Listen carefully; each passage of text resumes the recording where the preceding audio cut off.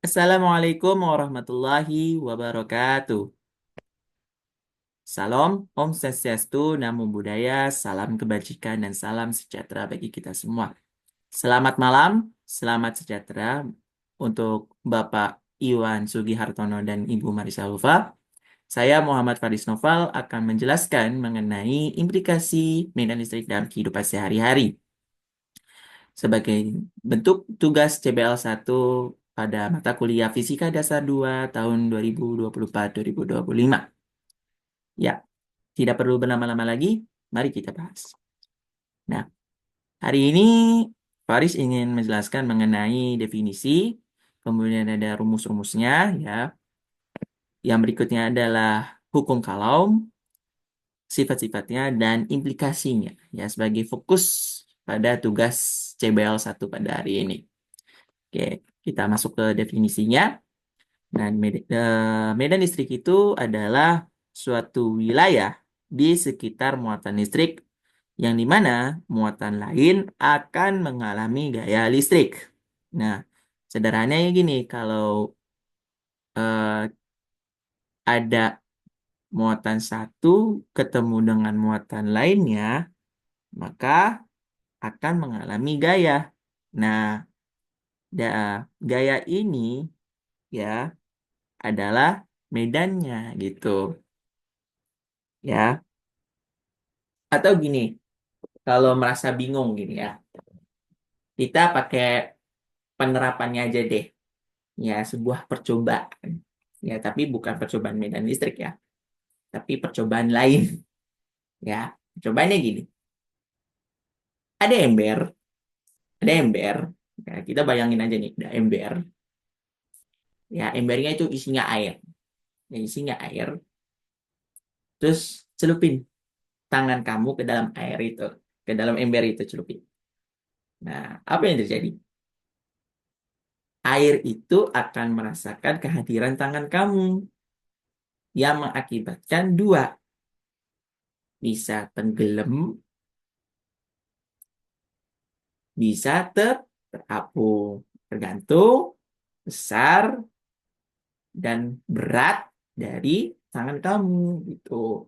Kalau misalnya dicelupin tangan, ya pastinya tenggelam gitu ya, tangan kita tenggelam gitu. Dan airnya akan tumpah. Itu secara teori dasar kita aja gitu. Tapi kalau misalnya benda yang kita celupin ke dalam air itu ringan, maka dia akan terapung. Begitu juga dengan medan listrik ya. Gitu. Ketika ada satu muatan bertemu dengan muatan lainnya, maka akan mengalami gaya. Nah, ya akan mengalami gaya. Bisa gaya tolak menolak ataupun tarik menarik ya. Singkatnya gitu aja. Dari pengertian medan listrik itu. Oke, rumus-rumusnya ya. Ini rumus dasar, yaitu ada E atau medan listrik ya. Dengan satuan Newton per Coulomb sama dengan F gaya dibagi Q0 atau muatan uji ya. F itu Newton, Q0 atau muatan uji adalah Coulomb ya. Oke, yang berikutnya adalah hukum Coulomb ya. Pengertian dari hukum Coulomb itu bukan ya bunyinya ya. Bunyinya itu adalah besarnya gaya tarik-menarik atau tolak-menolak antara dua muatan listrik sebanding dengan besar masing-masing muatan dan berbanding terbalik dengan kuadrat jarak antar keduanya. Ya, itu. Nah, maknanya gaya saling tarik atau tolak. Ya, jika kedua muatan sejenis, ya, maka gaya bersifat tolak-menolak. Jika berlawanan, maka gaya bersifat tarik-menarik ya. Ya, simpelnya gini aja gitu. Kalau misalnya, ya ini perspektif laki-laki ya. Bagi yang perempuan silakan bayangin sendiri ya. Kalau kita berpapasan ya, melihat lawan jenis kita, ya kan. Contoh saya laki-laki, ya kan, ketemu sama wanita gitu kan. Apalagi wanitanya cantik, ya kan. Ya, putih, bersih, glowing, ya kan. Bibirnya merah muda, pastinya apa yang terjadi dengan diri saya? Ya, tertarik gitu kan dengan perempuan itu. Ih, cantik, glowing, putih. Huh, Mantep ini, ya kan? Nah, begitu juga kalau dengan medan listrik, ya kan? Positif ketemu sama negatif. Pastinya tarik menarik, gitu kan? Nah, berbeda lain kalau misalnya saya ketemu sama teman saya nih yang cowok, gitu kan? Ya, nggak mungkin kan saya menyukai laki-laki itu kan? Nggak mungkin kan? Nah, nggak mungkin, gitu kan? Nah, pastinya akan mengalami, ya, nggak mau gitu kan, oh nggak mau, saya nggak mau sama kamu, saya nggak suka sama kamu gitu. Begitu juga dengan, ya, kalau misalkan ya muatan positif ketemu sama muatan positif gitu kan, sesama positif gitu kan, pasti akan tolak menolak gitu kan, gitu. Ya, paham ya kalau misal, ya, jadi intinya kalau eh, berlain muatan tarik menarik, sesama muatan tolak menolak gitu, ya, paham ya. Oke. Yang berikutnya adalah tergantung jarak. Waduh. Nah, semakin jauh jarak antar dua muatan, maka gaya listriknya akan semakin kecil. Ya, mengikuti hukum kuadrat terbalik. Sebaliknya, semakin dekat jarak antar dua muatan, gaya listriknya akan semakin besar. Ya, bayangin aja gini, nah, kalau misalnya kita sama kekasih kita, ya, semakin menjauh gitu kan, maka cinta kita itu, perasaan kasih sayang kita itu akan memudar gitu. Begitu juga ya. Sebaliknya kalau misalnya semakin deket, ya, saling rangkul merangkul, ya kan, maka rasa kasih sayang kita kepada kekasih kita gitu kan akan semakin besar. Begitu juga dengan medan listrik gitu kan. Kalau misalnya semakin jauh jaraknya, maka gayanya akan semakin kecil. Begitu ya. Sebaliknya kalau jaraknya dekat, ya, ya, maka gayanya akan semakin besar. Gitu ya. Paham ya? Oke, bagus. Nah, yang berikutnya adalah sifat simetris. Ya, gaya yang dialami muatan pertama oleh muatan kedua sama-sama besar nih, tetapi berlawanan arah dengan gaya yang dialami muatan kedua. Ya, nih hukum Newton ketiga berlaku nih, yang dimana F1 sama dengan F2. Ya, oke. Nah, ini rumusnya ya. Persamaannya adalah F sama dengan konstanta Q1 kali Q2 dibagi R2. Ya, oke, kita baca lagi bunyi dari hukum Coulomb ya. Besarnya gaya tarik-menarik atau tolak-menolak antara dua muatan listrik sebanding. Nah, sebanding. Oke, itu kita analisis dulu sebentar, sekejap aja. Oke, F sama dengan konstanta, ya, Q1 ya. Kita Q1 dikali Q2. Oke, sebanding dengan besar muatan dan berbanding terbalik dengan kuadrat jarak. Oke, dibagi L kuadrat ya. Kuadrat. Oke. Nah, sebenarnya dari rumus ini ya, sebenarnya aslinya gitu akan mengalami ketimpangan ya, ketimpangan gitu ya. Sebagaimana kita tahu ya dari sifat-sifat yang apa maknanya tadi ya. Kalau dia semakin jauh, maka semakin kecil. Kalau semakin dekat, maka semakin besar. Nah, makanya kalau misalnya kita menggunakan rumus ini, maka akan mengalami ketimpangan, ya kan? Bisa nilainya koma, 0, sekian, atau bisa nilainya lebih kecil daripada itu. Gitu kan? Makanya di dalam rumusnya itu ya nanti ada konstanta ya sebagai apa? Penyeimbang antara eh, rumus ini ya. Sebenarnya aslinya rumusnya ini seperti ini ya. F sama dengan Q1 kali Q2 dibagi R kuadrat gitu kan. Nah, tetapi menurut eh, teori elektromagnetik ya, itu kalau misalnya rumusnya seperti ini, maka akan mengalami ya dua muatan akan mengalami ketimpangan ya sebagaimana yang tadi maknanya ya. Kalau semakin jauh dia gayanya akan semakin kecil, kalau semakin dekat maka gayanya akan semakin besar gitu kan, maka akan mengalami ketimpangan gitu. Nah, konstanta kolom ya itu berfungsi sebagai penyeimbang supaya apa? Tidak terjadi ketimpangan gitu ya. Oke. Nah, ini saya terus dulu. Salah.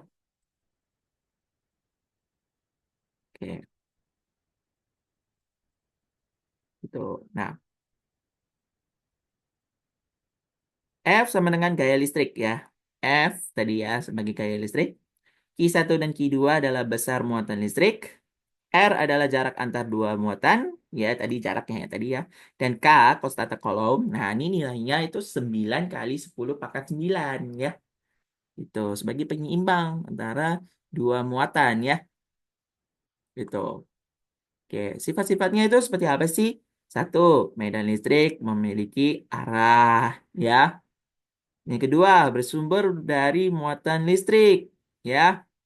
Nah, kita bahas yang pertama dulu nih. Medan listrik memiliki arah ya.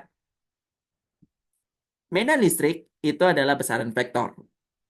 Ya, dia memiliki arah dan besar. Itu. Nah, arahnya itu bersumber dari pusatnya. Pusat itu di mana? Ya, muatan. Gitu.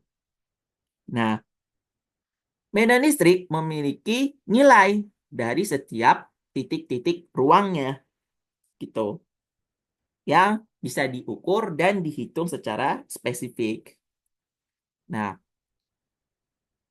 kuat medan listrik berbanding terbalik dengan kuadrat jarak ya tadi ya hukum Coulomb ya. Medan listrik dapat ditarik dari garis gaya gitu. Dan medan listrik bersifat superposisi yang dimana ya sigma F sama dengan ya sigma dari apa jumlah dari gaya adalah bukan sigma F tapi sigma E ya. Sigma E, sorry, namanya Sigma E. Maaf, saya lupa. Maklum, manusia.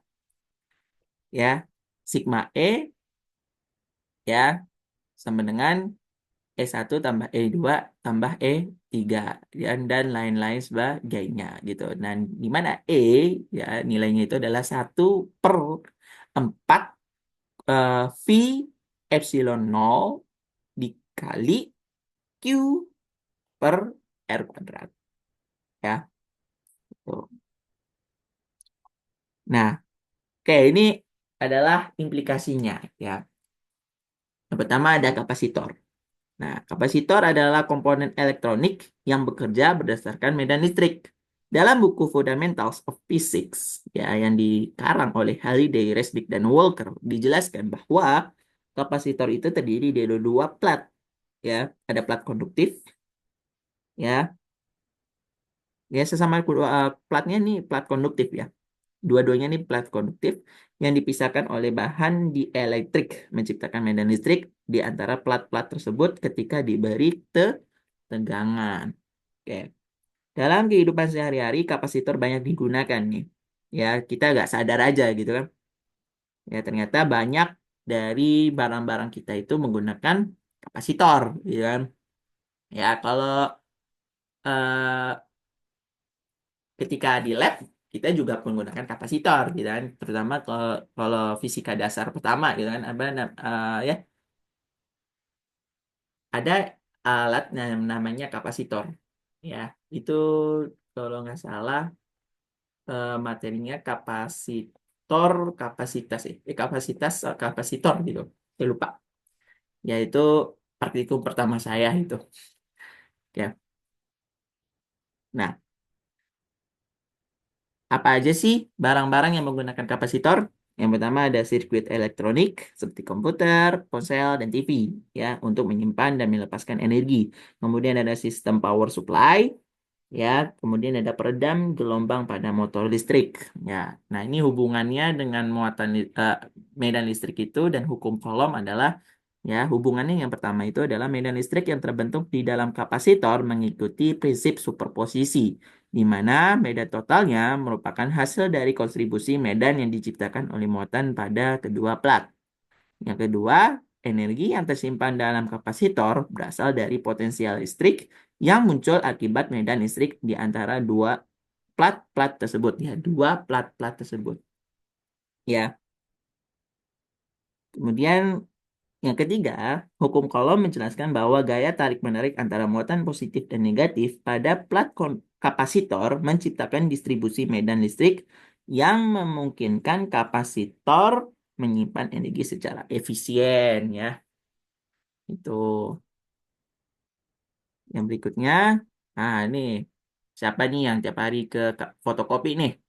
Wah, saya juga termasuk, ya. Ya, ya, tapi sadar nggak sih kalau di mana mesin fotokopi itu ada yang menggunakan prinsip medan listrik dan vakum kolom nih. Wah, kejut gak? Kalau saya sih enggak. Ya, oke. Mesin fotokopi dan printer laser menggunakan prinsip elektromagnetika berdasarkan medan listrik dan hukum Coulomb, ya. Gitu. Jadi mesin ini menggunakan prinsip medan listrik, ya. Itu. Dalam buku The Feynman Lectures on Physics, ya, Feynman menjelaskan bagaimana medan listrik dapat digunakan untuk mengontrol distribusi muatan dalam sebuah sistem.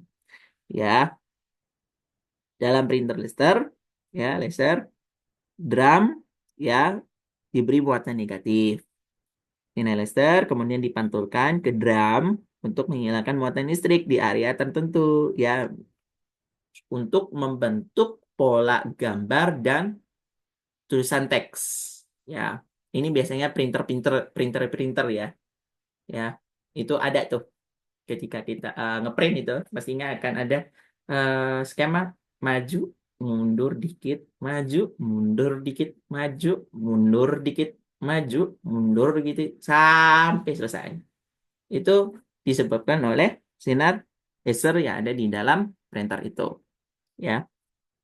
Nah, toner yang bermuatan positif ditarik oleh area bermuatan negatif, ya. Kayak tadi, ya, maju, mundur, maju, mundur, maju, mundur, maju, mundur. Gitu. Dan kertas yang bermuatan lebih besar kemudian menarik toner dari drum membentuk cetakan akhir yang kemudian dipanaskan agar menempel secara permanen. Ya, tadi. Ya, jadi kalau saya gambarin gini, saya gambarin ya, gambarin ya. Ya, yuk kita membayangkan, ya.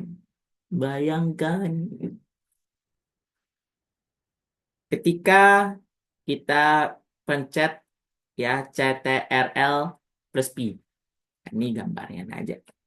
CTRL plus P dalam komputer kita.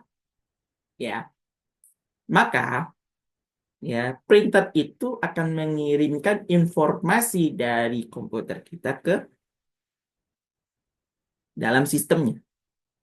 Ya, yang dimana yang pertama kali itu adalah yang pertama kali, ya, yang merasakan untuk ngeprint itu adalah drum fotosensitif, ya, yang diberikan muatan negatif. Nah, ketika eh, diberikan muatan negatif, ya, ketika hendak mau mencetak, ya, maka sinar laser dipantulkan tuh, boom, dipantulkan, ya, sehingga membentuk pola gambar atau tulisan teks yang sesuai dengan informasi yang diberikan dari dokumen, ya, gitu. Nah, kemudian toner yang bermuatan positif, ya, itu ditarik oleh muatan negatif, ya, itu, sehingga, ya, menempel, ya, pada bagian drum yang telah terbentuk pola gambar, ya, sehingga dari tonernya ini ya itu mulai kayak mesin jahit, ya mulai menempel, ya menempel, menempel, menempel ya, mengikuti dokumen yang kita berikan pada printer. Nah, kertas ya yang muatannya lebih besar gitu kan, itu ditarik tuh, ya tonernya tuh ditarik oleh kertas, ya sehingga gambar yang sudah terbentuk itu dipanaskan supaya menempel sempurna, gitu kan. Dan ketika sudah selesai, maka jadilah ya kertas yang tadinya kosong melompong itu diisi oleh gambar dan ya gambar atau teks yang ada di dalam dokumen kita. Ya begitu analoginya ya. Nah, bagaimana sih hubungannya? Yang pertama, prinsip medan listrik seragam dalam sistem printer, ya, membantu menciptakan distribusi toner yang presisi dan konsisten. Kedua, muatan yang ada pada drum dan toner menunjukkan bagaimana medan listrik dapat digunakan untuk mengarahkan dan manipulasi distribusi partikel, ya. Wah, gitu ya. Jadi, muatan-muatan yang ada di dalam drum dan toner itu ya ternyata bisa memanipulasi, ya, bukan manipulasi ya. Dapat membentuk manipulasi ya bentuk yang seiras, ya sehingga dari yang di dokumen kita misalnya kecil bisa menjadi besar gitu, dan itu di gambar, gambar hasil ya, ya hasil yang ada di dalam kertas kita itu, kertas print kita itu adalah bentuk dari manipulasi muatan, ya yang ada di dalam printer itu. Kemudian medan listrik di sekitar drum fotosintetif mengontrol distribusi toner dengan gaya elektrostatik sesuai dengan hukum Coulomb. Ya, nah, yang berikutnya adalah petir. Nah, ini petir nih setiap hari ini ada ya kalau menjelang hujan ya, ya dudar ya kan. Wah, suaranya menggelegar kan. Ya kalau kena ya wassalamualaikum ya kan, cuman dua pilihan ya, pingsan atau mati ya, koit gitu. Kalau bahasa saya namanya koit ya. Nah, petir adalah fenomena alam yang terjadi akibat akumulasi muatan listrik dalam dalam awan dan interaksi medan listrik antara awan dan permukaan bumi. Ya, bagaimana sih awan terbentuk? Awan badai mengalami pemisahan muatan akibat gesekan antar partikel air dan es di dalamnya. Ya, jadi air dan es tuh gesek gini, bertumbuk ya. Istilah kata tuh berantem ya. Nah, medan listrik yang sangat kuat terbentuk di antara awan dan permukaan bumi yang memiliki muatan positif ya akibat induksi elektrostatik. Nah, ketika medan listrik mencapai nilai ambang tertentu, terjadi pelarian elektron yang menciptakan jalur ionisasi dalam udara, kemudian menyebabkan terjadinya loncatan listrik. Wah, loncat, loncat tuh. Ada kata-kata loncat gitu. Ya, artinya apa? Muatan ya, muat muatan elektronnya loncat, coy. Loncat dari awan ke bumi, gitu kan? Ya, sehingga terjadilah petir, gitu kan? Wah, gitu. Tapi bedanya kalau dengan katak ya, petir itu loncatnya cuma sekali, gitu kan? Elektronnya loncat sekali, ya nggak bisa loncat-loncat lagi ya. Kalau loncat-loncat lagi ya kacau itu, ntar ya. Wah, ntar si apa anu si Fulan misalnya nih Fulan dengan petir ya jaraknya aman ya kan. Kalau misalnya konsepnya kayak katak itu loncat loncat loncat loncat ya kan, ya Fulannya yang ini petirnya kayak katak misalnya ya petir katak dan muncul kali ya petir katak ya kan. Ya makanya petir itu kalau loncat ya dari awan itu cuma sekali gitu kan. Biasanya sekali gitu, awan itu petir itu terjadi biasanya sekali ya, sekali dalam sistem eh, pembuatan nih ya, sekali doang ya. Kalau berkali-kali ya artinya petir yang sudah loncat tadi berarti dia loncat-loncat lagi ya, dan itu tadi dibilang tadi dijuluki kata kata kata petir gitu kan, ya karena petir ini kayak katak gitu loncatnya banyak banget gitu kan. Ya, gitu. Dan ini biasanya loncatannya sekali ya, loncatannya sekali dalam sekali eh, fenomena, gitu kan. Tapi biasanya ada eh, 2 sampai 3 kali dan itu biasanya nggak di satu titik ya, tapi di lain-lain titik ya. Kalau misalnya satu titik, misalnya petirnya terjadi di satu titik ya kan, berarti artinya petir itu loncat-loncat lagi gitu kan.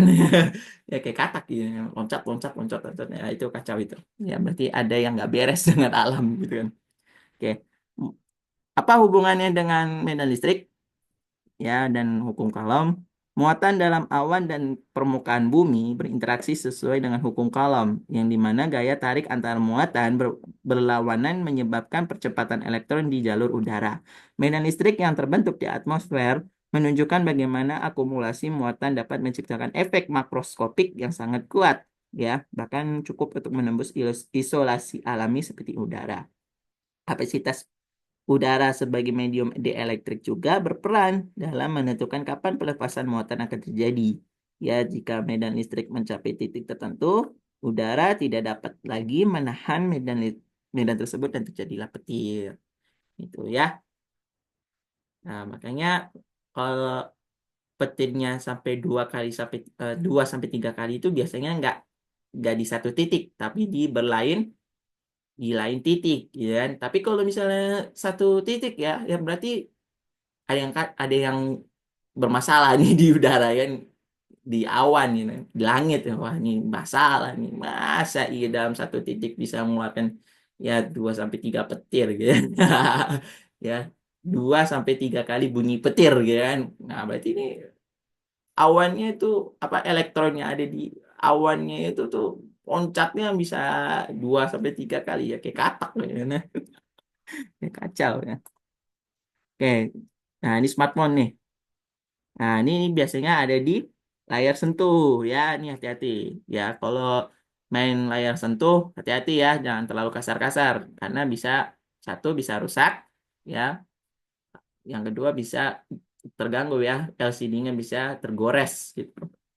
Ya, layar terdiri dari jaringan elektroda ya.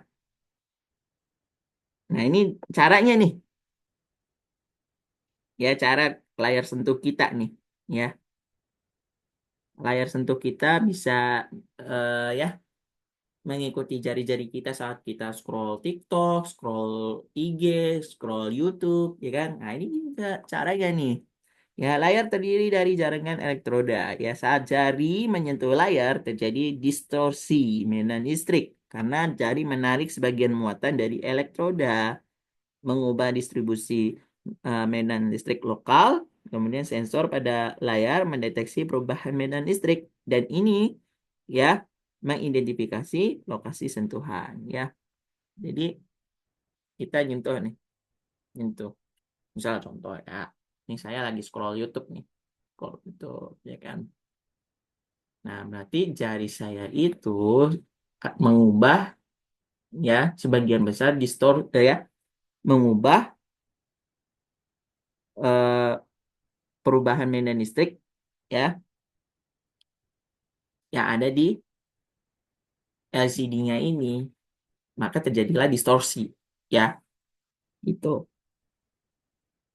kemudian ketika jari kita melepaskannya itu, maka ya layar yang ada di dalam smartphone kita itu akan mengikuti jari-jari kita. Nah, maka oke, yang berikutnya nih, ini ada 3. Ini adalah hubungannya ya. Hubungannya yang pertama ada hukum Coulomb menjelaskan bagaimana jari menarik muatan listrik, ya, menciptakan gangguan dalam medan listrik di permukaan layar. Distribusi medan listrik di layar bergantung pada prinsip superposisi.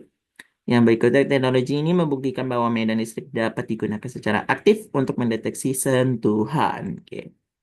Nah, ini video dikasih ya, bisa kalian tonton sendiri di YouTube ya. Cara kerja wireless changer ya. Nah, ini penjelasannya ya. Secara umum, pengecasan induktif terdiri dari arus listrik, rangkaian osilator, kumparan transmisi, ya, dan receiver pada ponsel. Wireless changer membutuhkan tembaga. Nah, Jadi, tembaga bukan untuk mengalirkan listrik secara langsung, tetapi sebagai kumparan untuk membentuk gelombang elektromagnetik. Kumparan pada changer yang terhubung ke listrik akan membentuk gelombang elektromagnetik yang kemudian diserap oleh kumparan yang lebih kecil. Kumparan yang lebih besar pada changer secara otomatis akan mengisi daya kumparan yang lebih kecil di ponsel. Nah, permasalahannya adalah changer pada ponsel harus sangat berdekatan. Ya, ponsel harus diletakkan tepat di atas changer. Nah, ini permasalahan yang pertama ya, karena dia menggunakan konsep magnetik ya. Itu bukan yang kayak yang kita gunakan sehari-hari ya, yang menggunakan kabel ya, kabel penghubung antara eh, sumber listrik ke ponsel kita. Yang berikutnya adalah pengisian daya yang lebih lamban ya. Itu beda dengan yang kita pakai saat ini ya. Wireless changer itu dia menggunakan konsep magnet ya, dan itu bisa 4 sampai 5 jam itu terisi itu ya. Mengisi daya sampai 100% itu 4 sampai 5 jam gitu ya. Karena sifat daripada magnet itu ya, antara saat ya, tembaga dengan besi ya, sekalipun tarik menarik ya, tapi itu sangat lambat. Apa apalagi mengisi ya kan, mengisi elektron ya dari muatan yang bersifat tembaga ke besi. Itu aja dari sifatnya aja beda ya. Apalagi pemindahan elektron gitu kan, pemindahan daya gitu kan, itu sangat lambat ya. Kemudian kekhawatiran soal gelombang elektromagnetik yang dapat merusak perangkat lain atau kesehatan pengguna. Ini yang tadi ya. Jadi wireless changer itu dia menggunakan konsep magnet. Nah, magnetnya itu tidak hanya pada ponsel tapi menyebar ya kan. Karena sifat magnet itu dia bersifat menyebar gitu kan. Sifatnya itu menyebar ke seluruh ruangan gitu. Makanya cukup berbahaya sekali nih wireless changer ya. Gitu. Oke, sekian dari saya. Apabila ada kesalahan kata, ya perilaku dan penjelasan dari saya, mohon dimaafkan. Bila taufiq wa hidayah. Wassalamualaikum warahmatullahi wabarakatuh. Alhamdulillah.